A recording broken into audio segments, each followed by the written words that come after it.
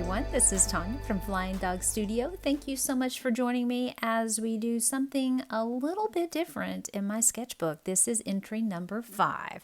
And as you can see, and probably could tell by the intro and the title of this video, we're going to be using this Molotow masking fluid pen.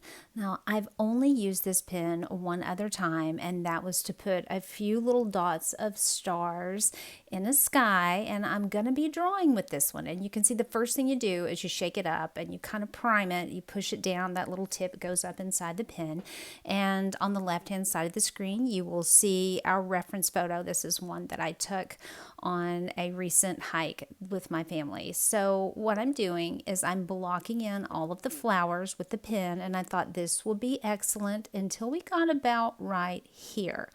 And if you'll notice, it's a little bit lighter when I draw over to the side. So I'm thinking perhaps, just perhaps, it's starting to get a little dry because you notice earlier I was picking something off the tip. At first I thought it was maybe a piece of fuzz. Turns out it's possibly some of that dried masking fluid along with some of the tip itself. I couldn't really determine. Now, I've not abused it. Again, I've only used this one other time. This is a brand new full pen. So we're starting off kind of bad because I'm wanting to not only get all of the little flowers in, because my background is pretty dark, I'm also wanting to get the stems on those flowers as well. But at this point, it's like it's about dry, and I haven't used that much. I know it holds more than that, and you can see it's even much lighter. So I'm trying to drag the tip and get some of the dry off, perhaps. That's the only thing I can figure out. It's a little dry, but we're just going to give up on that and we're going to go on. So let's take a look at the colors that we have here. I have a dark olive, light olive. This one is a yellow green.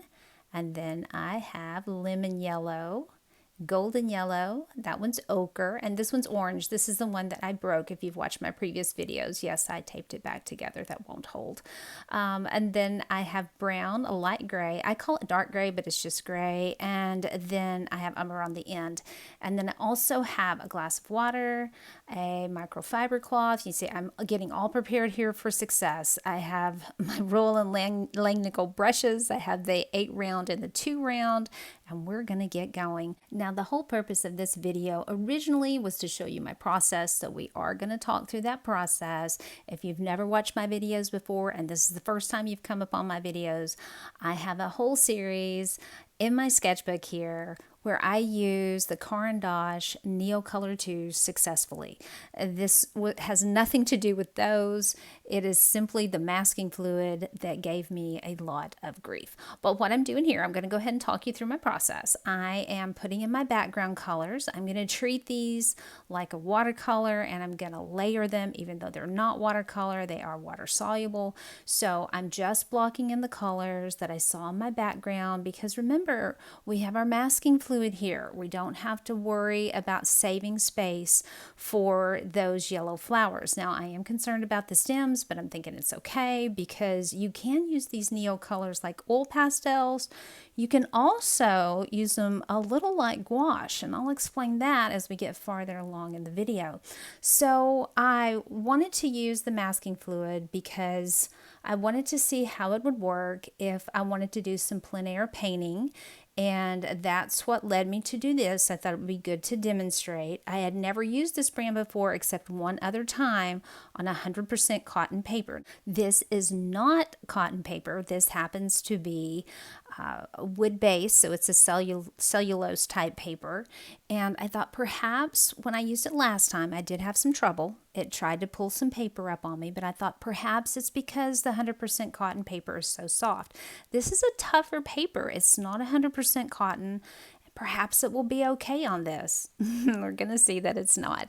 So what I'm doing right now in the process is I'm going back over. It has dried. The first layer has dried. And this is actually the next day. I let it dry overnight because I started this kind of late in the day. Let it dry overnight.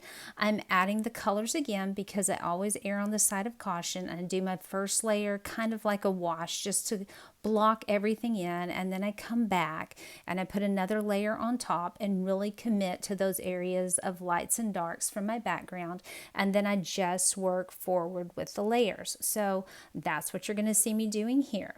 Now I'm almost to the point. We're going to finish up the water here, let it dry, and I'm going to have to remove that masking fluid. Now the instructions on the Molotow says that it is water soluble, easy to remove, and you need to remove it within 2 days, not 2 hours, not 2 minutes, 2 days. The way you remove it, and this is a Tombow eraser. I have actually seen some of the YouTubers that I follow, they use this same eraser and they can erase it. But the YouTuber that I've seen do this, she does teeny tiny pictures. So she's not using a lot. She's just using a little bit. Perhaps I use too much. I don't know. You can use this, and I looked it up on the internet. You can use this type of eraser. And so I'm checking it again, and here's where I'm reading it. I read all about it. I speeded it up here, and that's what I feel about it. But it's not working out for me. So take a look, and you can see it's pulling up paper. The masking fluid actually just like glued itself to the paper, and the eraser is gentle. Now, this Tombow does have like a metal shaft that comes down the eraser fits into. Look at that. That's terrible. That's terrible. And if I had fingernails, I could pull that off. But it does have a metal shaft, but I am very careful not to let that scrub the paper. There's a whole piece that came off, and you can see how the masking fluid has just adhered to that paper. So at this point, I'm like, I'm not giving up. I'm going to keep going, because I had already spent quite a few hours on this piece. Now, I know I probably should have stopped at this point. I wanted you to take a look at this eraser, because this Tombow, this was a new little eraser I had put in there. I only used it twice. I hadn't erased that much. Look how much is left. That's so sad. And there's the metal shaft I was talking about. But again, I keep it clicked down so that never touched the paper. I don't know. Maybe it would have helped had it touched the paper. Now, if you are the least bit squeamish about X-Acto knives, you might want to just fast forward through this part. I wish I could fast forward it, but I lived it, so here we go again. So I'm taking the back side of an X-Acto knife, which is insane. I'm ruining my paper. I know that. I absolutely know that. But at this point, what does it matter? So I'm trying to get not necessarily the rest of the Molotow off there, but I'm trying to shave off the little pieces of paper that I have no fingernails to pull off. And so that's what I'm doing here. I'm just trying to scrape it off the surface. I'm still thinking that perhaps I can use the Neocolor IIs more like oil pastels and fill this in, and it'll be thick enough, it won't matter. That whole process, by the way, of pulling that off took about 40 minutes. I was about to lose my mind. So after this, I had to take a little bit of a break. I had some lunch, thought about life and my life choices, and we're going to go ahead and try again. So again, if you've not seen my videos before, this is another technique you can use. This is a tiny cutting board, and I don't use it in the kitchen. The back of it has a texture, so you can actually take these and rub them on there and get some of the pigment off, and then activate them with water. So I'm picking out the colors from my background, because when I erased, not only did it not take off the Molotow very well, what it did do was, because of my aggressiveness in trying to get it off, it caused a halo effect where it lifted off some of the color as well. So my eraser on that Tombow was a little bit green. I had to get that off so I don't transfer that on my next project. So I'm coming around all of this, and I thought, well, that's okay, because I want this to be more of an impressionist look. So I'm just going to do my dots and dashes, as I always used to tell the kids, do dots and dashes and make impressionist pieces. So that's what I'm doing here. Thought that's okay. I'm still trying to look on the bright side. This shall not defeat me, but it's defeating me. So I'm going to keep on with this and fill all of this in, just going through it rather quickly for you here. Normally, I would do this where you see all the steps, it would be a little bit slower. I know I'm skipping through all of it. I will have other videos where I'll use this product again. As far as the Neocolor IIs, will I use Molotow again? Not unless some of you can tell me what I'm doing wrong. Otherwise, I'm never using it again. Honestly, what I have found that works best for masking fluid, there was, and I'm thinking it was made by Liquitex. That one's pretty good. I use that. Some of my adults asked me to get that for class, and I did. But what I use most often, and I found to work extremely well, now you do have to work in a well-ventilated area, and you have to have crummy brushes that you don't mind running. Even if you clean them, you're still going to run it. But I have found that rubber cement works extremely well as a masking fluid, and it's easy to get off the paper, and I have never ripped paper with rubber cement. Okay, there's probably going to be a little skip in the audio here, and that's because I got off just to make sure I was telling you right that it was Liquitex. It was actually not Liquitex. It was Windsor Newton masking fluid. That is the one that I used, and I've not used Liquitex, but Liquitex may be great, so you might want to try that out. But Windsor Newton was fabulous. It didn't rip the paper, and we applied it with just a tiny paintbrush. So what I'm doing here is I have the idea that I'm going to use this as more like an oil pastel. But here's the problem I'm noticing. I'm going to have to apply water to it because, remember, there are some digs down in there because I scraped. There is paper that has lifted off, so it's not getting down in all the little holes like I want it to. So I'm going to have to add water to push it down. And then I'm thinking, well, I can just come back maybe and put some more on top. So again, we're still looking on the bright side and just working on these flowers, going to keep coloring on them here. And the flowers, because it ripped off paper, they're not the shape that I had painted them on with that pen. I don't guess I should say painted, but drew them on with a Molotow pen. So I'm having to ad-lib just a little bit. So I'm veering off what the picture looks like. But again, it's okay because this is Impressionism. So I just need to think about shape and color and think about movement and not really be concerned about making things exact as far as being realistic. So we're going to continue on with this. Now the little flowers at the top and the ones at the bottom were purple, and I forgot to pull out the colors for those. So I'm going to be showing you a couple of colors for those in just a minute. But this is where I'm adding the water, and I'm thinking, you know, this isn't too bad. This is actually filling it in. It's getting in the little crevices, but I can still see all the scratches, and that absolutely drove me insane. But again, we're going to keep going with this.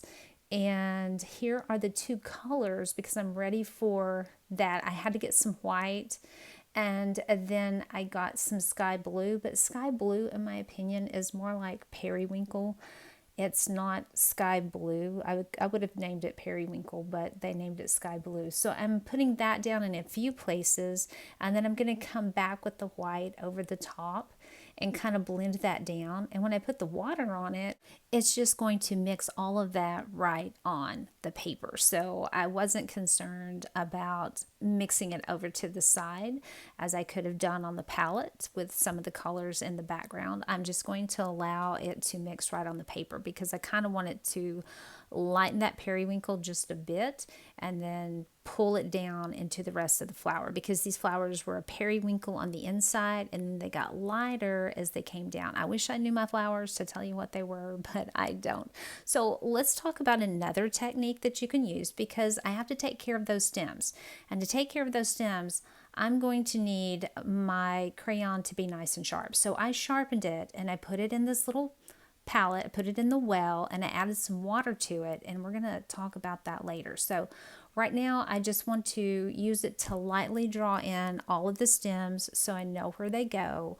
And of course, because I didn't get to use the Molotow on the stems, they're not going to be as bright as what I would like for them to be, but we're going to go back to that little palette where I sharpened, and I've added some water to it, and that's how you can use it a little more like gouache. It makes it a little thicker, a little more opaque, and I'm going to come back on top of these. That was the original plan. So if you are going to use these a little thicker, a little more opaque, don't add a tremendous amount of water, just a little bit. You can see it's on my brush, it's pretty thick, and then you can just transfer it over and paint. But this guys is where I decided it was time just to stop. So I have stopped, and that's it. If you have used Molotow before, please let me know in the comments below, because I really wanted to love it. I really wanted something that was portable, I could take with me, I could use outside, I could use on the go. So let me know in the comments below if you have used it. And if you made it this far, kudos to you. Thank you so much. You know, I'm always happy when you're here. I'm always happy when you show up. But the good news is, this was page number 5. And behind it is page number 6. So I'm going to start again, and I'll be doing that in an upcoming video. If you are interested in my Beatrix Potter series, and that's going to be my next thing. But until then, guys, here is my Molotow, and here's what I'm going to do with it for the moment, just so you know. And I will see you in the next one.